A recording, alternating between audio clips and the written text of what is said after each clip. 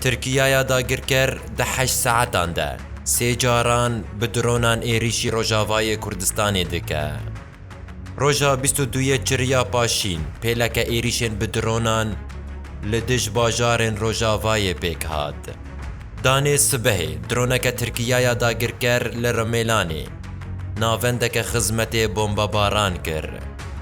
هر وکی لسر ریا تربسپیه و قامشتوی ایریشک پیک هات.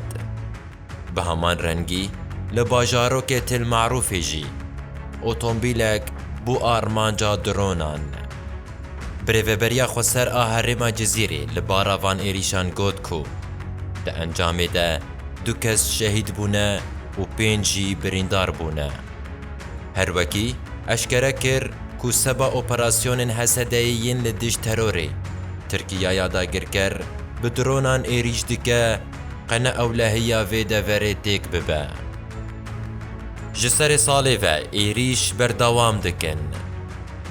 روانگاه سوریایی یا مافین مروان را گهاند کو تاویین داویه هجمارا ایریشان دگهج 101 ایریشین کو بدرونان پیکاتنه.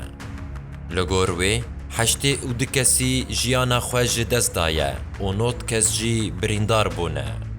لدانشتاوان آگاهیان دمها چریا پیشین ده ترکیه یادا گرکر 114 ورن بنسازی بمبا باران کرن و زیان گهاند 5 میلیون کسی.